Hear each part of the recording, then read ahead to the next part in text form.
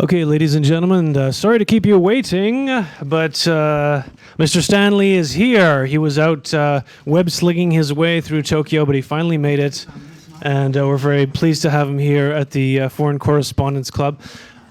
My name is honored to be here. Oh, thank you so much for joining us. It's such a pleasure to have you here. My name is Tim Horniak. I'm a freelancer here at the club, and we're going to get things going in a second. I just ask you if you could please turn your mobile phones to manner mode or silent. That would be great. And I'll introduce our other guest here. He is the president of Tokyo Comic-Con, Mr. Munegumi, and he's going to talk about the exciting comic convention and multimedia convention we're going to have starting tomorrow. But first, I'd like to say that I'm very, very honored to be here with Stan Lee. When I was growing up in Canada, the name Stan Lee meant action, excitement, thrills, adventure. When I saw it on a comic book or heard it in a cartoon on TV, I knew I was guaranteed for a good time. So we're so happy to have you here.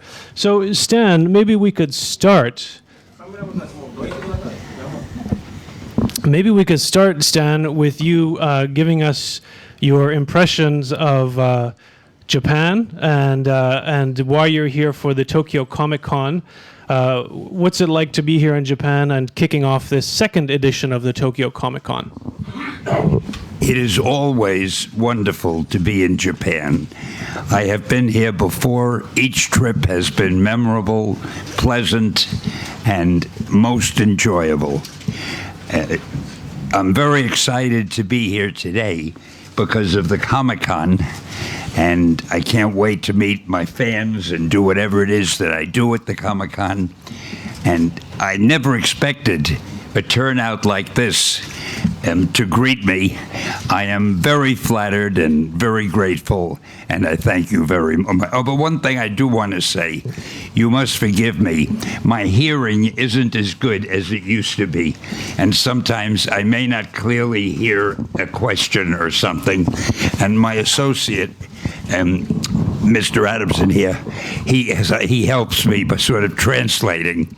He even translates English for me because I don't hear the English that well either. But anyway, we'll make it work somehow. Oh, well, thank you very much. Stan, tell me if you could, is it true that last night you were out on the streets of Tokyo driving a Mario Kart? And you are 94 years old? Is that true? Well, I have to be honest. Max was doing most of the driving. I was sitting next to him and looking as though I was driving. Or at least I hope I looked that way, or else I'd look very silly holding a wheel like that. But it was fun. It was a lot of fun. Well, I'm glad you survived that. But, I think you are kind of a superhero in your own right. You have created so many legendary superheroes and characters. Spider-Man, the Hulk, Doctor Strange, Fantastic Four, X-Men, one of my favorite. You left out a few. Oh, yes. Well, the list is so long I could never finish it. But could you tell us, what was it like? And when you created some of these legendary figures of science fiction and fantasy, how did you come up with the ideas? Like, where did Spider-Man come from?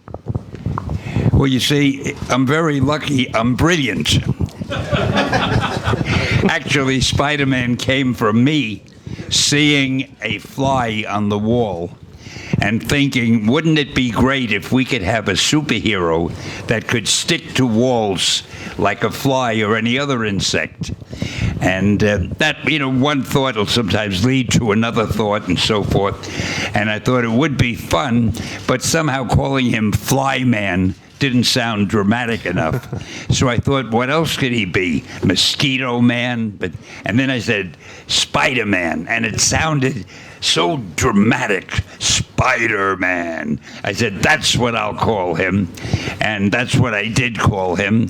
And luckily, it seems to have worked. But as I gather, your editor that you pitched the idea to was not so crazy about the idea. What did the editor think at the time? That's a whole story. I didn't know I had time to do that. Oh, well, no, please. I'll be happy to tell you. I had already done the Fantastic Four, and I think the X-Men, was it? And my publisher said, Stan, come on, let's do another book. We're on a roll here. We're doing well. Come up with another hero. So that's why I was trying to think of a new one, and I saw the fly on the wall and so forth. And I thought I'll call him Spider-Man, and to make it more different than most other superheroes, I'll let him be a teenager, because as far as I knew, there were no teenage superheroes. And then to make him still more different, because to me, the thing that makes a character successful is if he's different, if it's something you feel you haven't seen before, but it still has to be believable. So I thought I will give him many personal problems. He won't have enough money. He lives with an aunt who's ill and needs medicine. He's got to take care of her. And he's also got to fight the bad guys. So I thought I had a good idea there. And I walked into my publisher's office and I told him all about it. And my publisher said, Stan, that is the worst idea I have ever heard. He said, first of all, people hate spiders, so you can't call a hero Spider-Man. Next, heroes can only be grown-ups. They can't be teenagers. A teenager can only be a sidekick. And then you say you want him to have personal problems? Only people have personal problems, not superheroes. That's why they're superheroes. So needless to say, I wasn't too happy when I walked out of his office. But we had a book that we were killing that month called Amazing Fantasy. Now, when you kill a book, nobody cares what you put in the last issue, because it doesn't matter. It's the last issue. You're killing it anyway. So just for fun, to get it out of my system, I put Spider-Man in that last issue of Amazing Fantasy and forgot about it. A month later, after all the sales figures came in, my boss kept running into my office, and he said, Stan, you remember that character of yours, Spider-Man, that we both liked so much? He said, let's make it a regular feature. And I found out that had been the best-selling comic book we had that month. And that's how Spidey was born. Wow, great story. Thank you very much. Thank you. Now, Stan, as you know, Japan has a very rich tradition of comics and cartoons, anime, etc. Have you ever been interested in or influenced by the superheroes from Japan? Has that ever figured in your work? Well, we have a number of things. We have something now called The Reflection, which is an animated cartoon done in Japan. And it's, I think, quite good and doing very well. We haven't done a Japanese comic book, mainly because we're not Japanese. But I guess we could have a Japanese hero. In fact, I'm always looking for something new, and that's a thought. So do you mind if I end this conference now? I'd like to get right back at work on it. Please do. I'm kind of excited about that. Why not have a Japanese superhero? That sounds great. That sounds great. It's a deal, and it's because of you. Well, I'm very pleased to hear that. Okay, so we're going to talk a little bit now about the Tokyo Comic Con, and maybe the Tokyo Comic Con, which starts tomorrow. So maybe Munegumi-san, you could tell us a little bit about what's going to happen tomorrow and what we can expect. Yeah. After this, Stan's speech, and I rather want to sit down here to listen forever. Yeah, there's a lot of fascinating story. Anyway, Tokyo Comic Con this year is the second one. Last year did the first one, and we have 32,000 people attended, and this year we're expecting 40 to 50,000 people, and actually pre-sale already over 20,000, so that's a good sign. And the space of the Comic-Con this year is about 30% more, and then lots of major U.S. companies like Walt Disney, like Star Wars, and Marvel, and also Warner Brothers, DC. So the really interesting American, culture convention. Actually, not only American comic culture, but we also have Japanese superhero booth like Tsuburaya, Ultraman. So this is kind of mix up of the American or Hollywood and the Japanese the superhero or comic book convention. Okay, interesting. As we know, there are many other kinds of conventions in Japan for pop culture, comics, manga, etc., such as Comiket. What is it that Tokyo Comic-Con is doing differently? Does it have a different focus from these other events? Yeah, obviously, Comic-Con came from the United States, and I have been attending many, U.S. Comic-Con, starting, San Diego Comic-Con, and I think still Comic-Con is featuring American or comic themes, but because Tokyo, Stan, also another founder of Tokyo Comic-Con, Steve Wozniak, said, "Why not you bring the Japanese stuff? Then we can mix up, then create something new." So that's the idea, and also another feature is all other. Like a U.S. Comic-Con doesn't have any food area because I think any what area? Food court. But we have very nice, setup of Japanese local or original food. So last year we have 13 exhibitors or restaurant. Everybody loved this because sushi or soba and many foreigners enjoy Japanese food. So this is another feature of Tokyo Comic-Con that's never seen in any other convention in the world. Interesting. Stan, another question for you. You have been to many of these events over the years. What do you get out of it when you interact with fans? I think pleasure is the best word for it.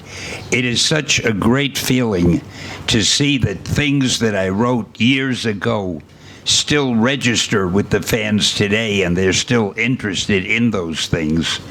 And it's great to see not only what I wrote, but all comics, how the popularity of comics keeps increasing year after year.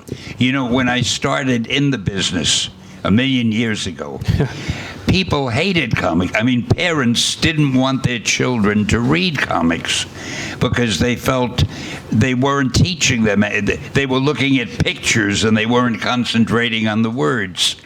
I did a lot of traveling around the world and talking to teachers and educators, and they told me that they thought comics were very good because children who wouldn't read anything at all would pick up a comic.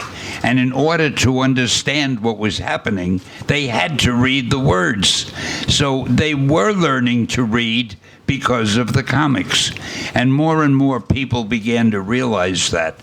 And therefore, the black mark against comics was erased, and they became another form of literature, of the world's literature. And if you think about it, there's nothing wrong with pictures and words. That's what a stage play is. Shakespeare's plays were actors moving with words. That's what a movie is. The more you see when you read, the more you get a total picture. And I don't want to sound like I'm in a classroom, so I hope that answers whatever the hell it was you asked me. Very well, very well.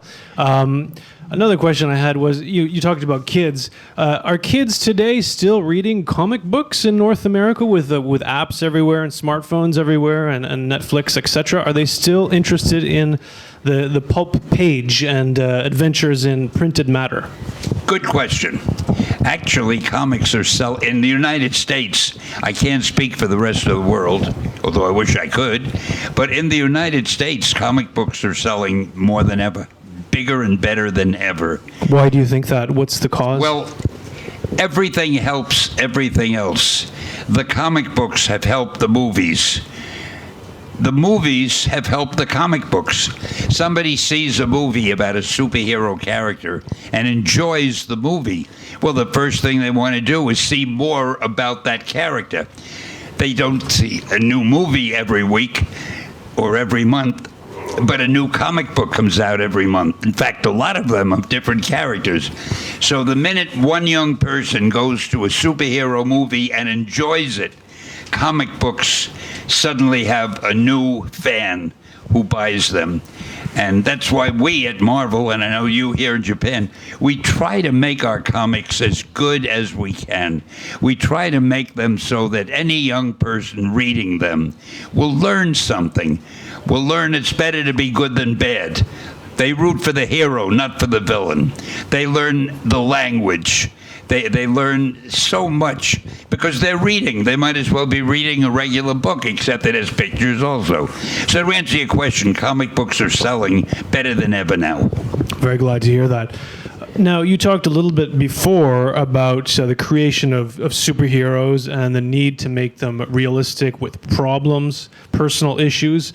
What else makes a good superhero? You know, that's hard to answer. It's like saying, what makes a good movie? There are a million different factors. The first thing you need, I think, is a character whose life seems to be interesting, so you want to learn more about him. You need a good villain, a good antagonist. You need a colorful villain, and you need a villain who always seems to be stronger than the hero. Always seems to be someone that, oh, there's no way the hero can beat this guy. He's too powerful. Well, that's what makes reading the story so interesting, because the hero is going to win, and we're going to find out how he wins. Although sometimes, to keep the reader with us, the hero won't win in the first issue. You have to buy the second issue or the third. Of course. But the thing is, of course, you must be interested in the characters. Even though they have superpowers, in some way they have to seem believable.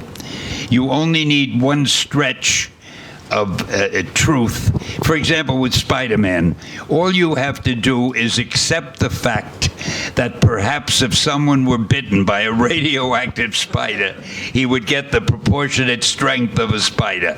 Once you accept that, we make everything as realistic as possible. And that's what they try to do in comics all over the world, and in Japan too. Right, that's really interesting. Speaking of gritty realism, what did you think of the movie Logan, which featured some very difficult scenes? Professor X needs help going to the bathroom, and it brings the realism to an extraordinarily high level. What was your impression of the movie? Oh, I thought it was good, but you might be right. Maybe they went a little too far with the realism. I'm not sure. But the movie itself worked. People seem to like it. Okay. Thanks very much for answering my questions. I'd like to open it up to people in attendance here now. We're going to start with, as we do here at the FCCJ, working press. Sure, go ahead, please. Come to the microphone. Please state your name and your affiliation, and we will answer your questions. I love that expression, the working press. Any person from the press that isn't working here, I would like them to leave. The ones who won't work are the ones who are spies, not reporters. But anyway, I'm Benjamin Fulford from Weekly Geopolitical News and Analysis. First of all, as a fan, I'd like to say I'd love to see a Hollywood version of Akira, the Japanese comic Akira. Anyway, my question is this. The Harvey Weinstein scandals revealed a dark side of Hollywood. And I'm hearing that a lot more is going to be coming out. But my question is, and you don't have to name specific names, do you think there are any comic books type villains in Hollywood or in the entertainment business? Comic books in Hollywood, I didn't get all of that. That's something he won't answer. No, just not in general. I can't answer it? No. He's the boss. I can't answer. Why Okay. can't I answer it? I'll explain later, Stan. He'll tell me later. All right. Never mind that. Thank you. Okay. Don't you have another one? Any other questions? I don't want you to walk away and feel... Well, I just, like I say, I'm wondering in the real world of Hollywood if there's stuff that's similar to what's in the comic books, like stuff that's just really out of this world in the real life characters in Hollywood. Well, we try to make what happens in the comic books very similar to what happens in the real world.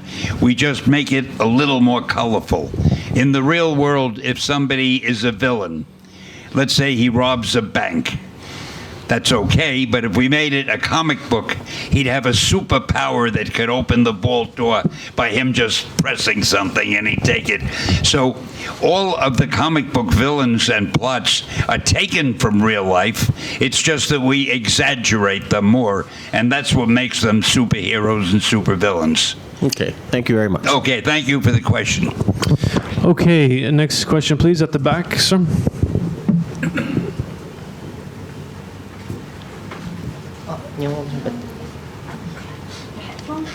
He has it on. Okay, we're gonna have a question in Japanese, I believe. すいません、日本テレビの ZIP の西浦と申します。2018年公開予定のアベンジャーズ最新作について、アイアンマンから始まったマーベルシネマ作品10周年を記念した集大成とも言われる作品とも噂されています。今世界中の人がインターネットで予告の方を見てすごく興奮されている様子とかも動画で公開されているんですが、スタンリーさんから、こちらの作品どういったものになるのかお伺いしてもよろしいでしょうか。Well, you can expect a villain who is the most powerful villain that has ever appeared in comic books. And you can expect the fact that if our heroes, because it's the Avengers, if they don't conquer that villain, it'll be bad for the entire human race. It's a very serious theme. It's the most dangerous threat the Avengers or mankind has ever faced, and the fans already are talking about it and wondering about it, and I think it's going to be a very exciting movie. I know it is very exciting, and I wish we didn't have to wait so long to see it, but that's the way it goes. Also, just to let you know, Stan, the story, it's not only just one story, it's two parts. It's so big, they have to make it into two movies. He reminded me, it's not only one story, but the story is so big, they're making it into two movies. And you'll learn more about that later as the ads come along. Thank you for that reminder. You finally made yourself useful here. すみません、特に予告の中で、スパイダーマンの新しいスーツのシーンに興奮されているっていうのがあるんですけど、その情報とかってあったり出せたりとかって何かありますか？ Is there anything I can what? It says in the new previews, they introduced a new Spider-Man suit in there. The only thing you can say about it is that it's his new armor suit. Actually, the one thing about it, the suit is more of an armor suit. So that'll give Spider-Man a little more protection when he has to fight all the horrible people he fights. But the movie will still be a typical Spider-Man movie, which means, of course, it'll be wonderful. ありがとうございます。 Thank you. Okay, thank you. We'll have another question, please. Anybody? Yes. Just when I thought that my answer were so complete that there was nothing anybody could ask at all. I see I failed. Yeah, sorry, there's still some work in press here. I went to the Comic-Con last year in Chiba, the first one, and it was really brilliant, I have to say. It was really a lot of fun. So thank you for that. But Thank you for coming. Yeah. And for the kind words. Pleasure. And I'm not going to interrupt you anymore. Okay. My question was a little bit to do with what you just said about Spider-Man. When you created the character, your editor didn't get it, really. When you've dealt with Hollywood studios in trying to bring your characters to screen, have you ever had, like a lot of writers have fights with studios about the characters and the storyline? Besides Spider-Man, have you ever had any of those issues, and how did you work them out? Thank you. In the beginning, I had nothing but that type of experience. Before the comics, I was working on movies, and it was so hard to get any original concept approved because producers are so worried. And you can understand, if a company is going to make a movie, it can cost many millions of dollars. If they make a mistake, they're going to lose many millions of dollars. So they're only comfortable with ideas that are similar to other ideas that have made money. Sure. If you bring them something brand new, it may be great, but all they think of is, I've never seen anything like that before. How do I know it'll work? And if it doesn't work, I'll lose all this money. So it's always been, especially years ago, very difficult to sell a really new idea. Today, it's becoming easier, and I think the comic books had a lot to do with that, because the producers see that things that fans have never seen before excite them and interest them, and they want to see more of them. And I hope I've answered the question. I see I'm giving a speech, and I shouldn't be doing that. Good answer. Thank you. Any other questions, please, aside from working press? Yeah, right over there in the back, please.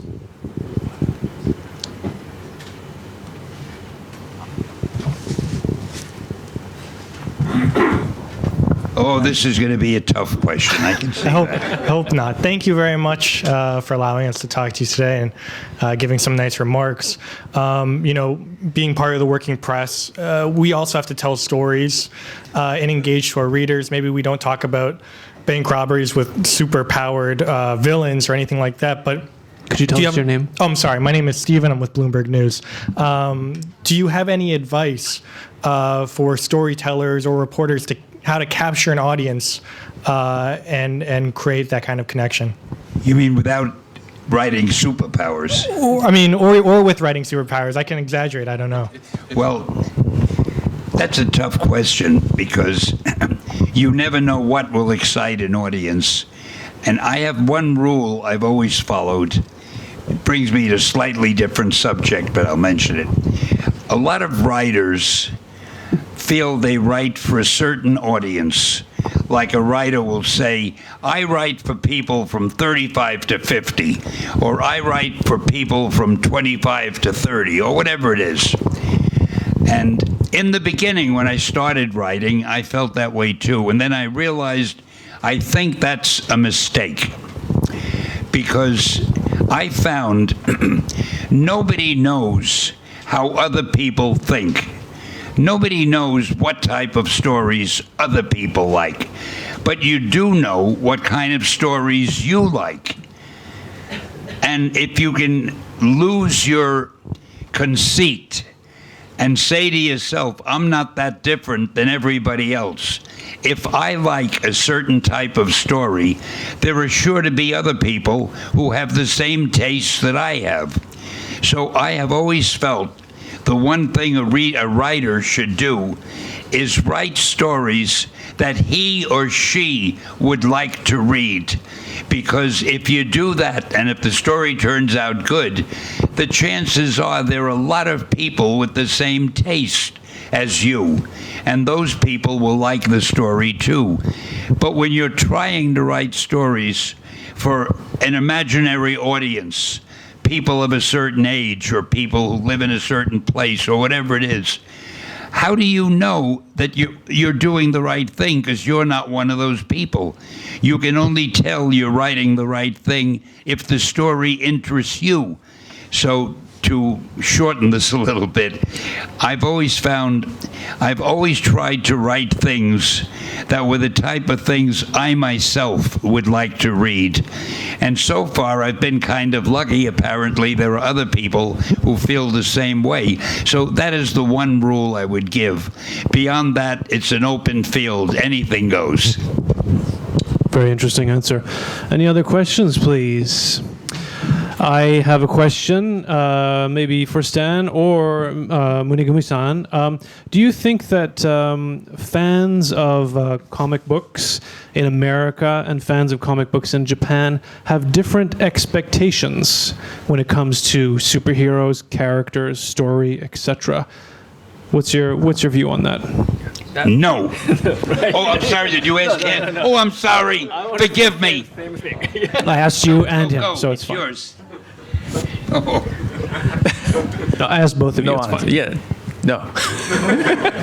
Yeah, actually, all fans the same. As Stan talk about I like this, then he likes this, but I've chosen Comic-Con. I like to make it for me, but means everybody likes, because I like comic books, I like Hollywood movies, then all the people who like same thing come over. So even foreigners or Japanese, I think the same. Okay. Stan, you think that expectations are kind of universal around the world when it comes to these kinds of stories? I think they're very universal. In fact, I think comic books are among other things that are one of our best hopes for peace and understanding in the world. Because I think the more we read, and the more we read about other people and other types of people, the more we get to understand them, and the more we feel familiar with them and at home with them. So I think the more a person reads of anything, including comic books, the more you read of good stories about different kind of people. And the main thing is the good guy should always be the one the reader wants to be and the one the reader wants to win. The stories, certainly our stories, and in Japan too, I know this, they're written so that the villain is the bad guy. You hate him. You don't want to be like him. So when young people read stories like that, subliminally, it makes them feel that they want to be the good guy. Do you remember the actor Errol Flynn? Yes.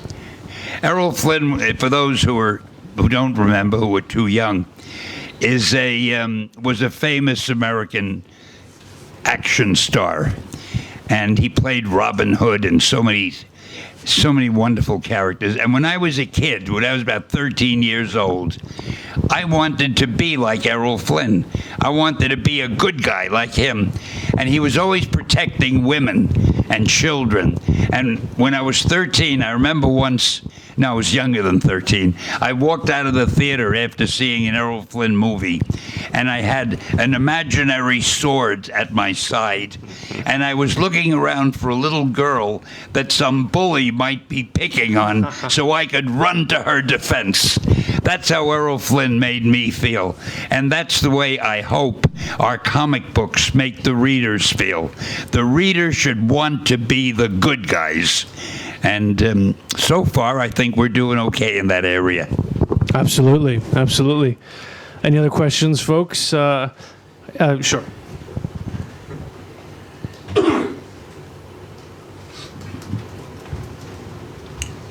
Hello again. So I've talked to some Chinese movie producers, and they said that China's going to make a bunch of AI movies featuring artificial intelligences. I'm wondering, is there going to be something along an AI type of movie boom in Hollywood too? And what do you think about artificial intelligence? Artificial intelligence is a wonderful subject. We live with it right now. Your phone, your cell phone, is one of the best examples of artificial intelligence. And as things progress, of course, there will be more and more heroes, more and more stories and movies that deal with either heroes and or villains having artificial intelligence. It has to happen because it's part of our life, and whatever is part of our life will get on the screen. And artificial intelligence, starting out with robots, I don't know exactly how they're going to do it, whether there'll be a robot who becomes a hero, but I'm not writing the stories anymore, I'm sorry to say, but I'm quite sure that there are writers right now trying to figure out the best way to introduce artificial intelligence into their stories. Thank you very much. Sure. Very interesting.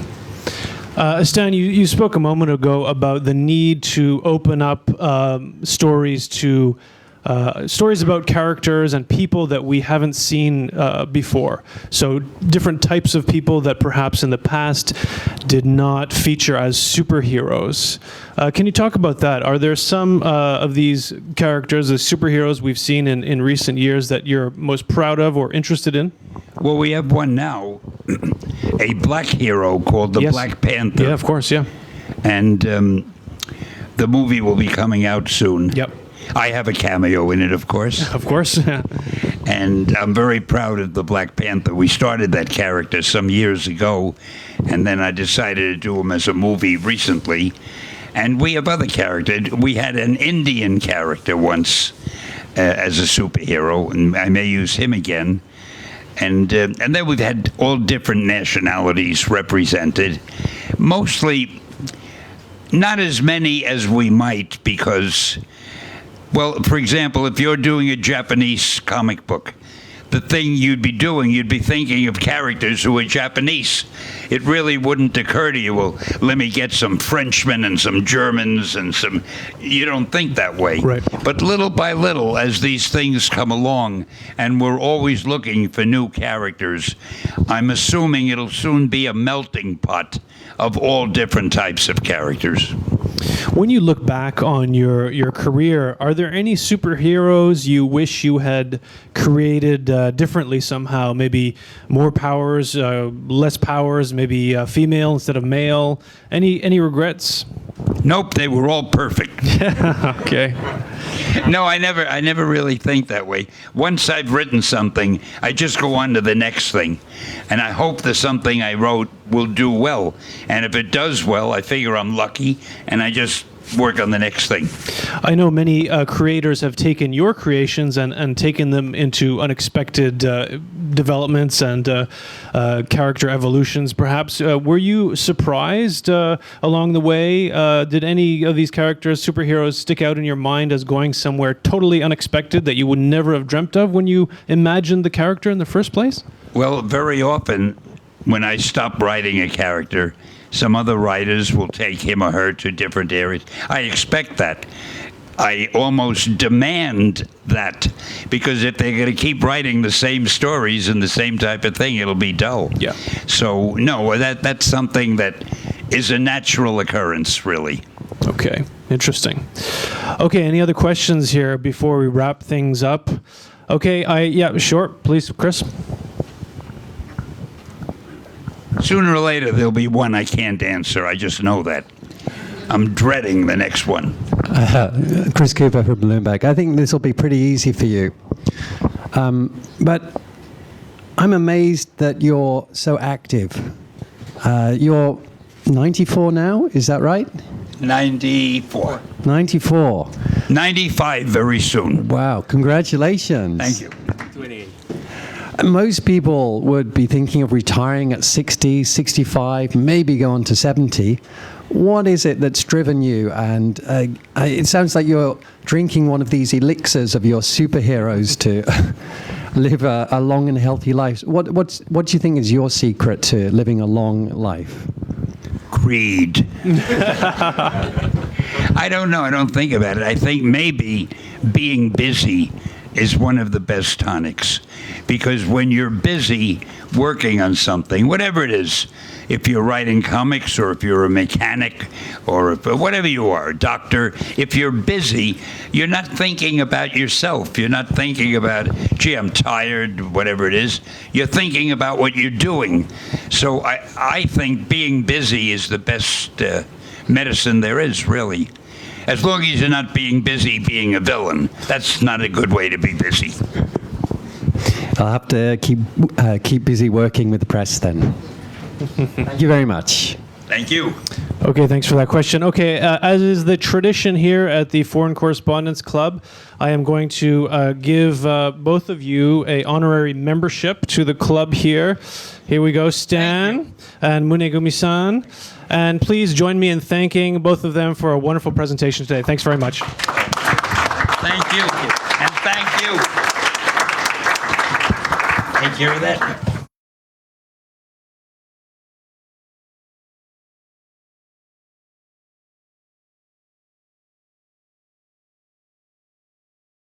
By the way, this is one of the nicest audiences I've addressed. Thank you for being so nice.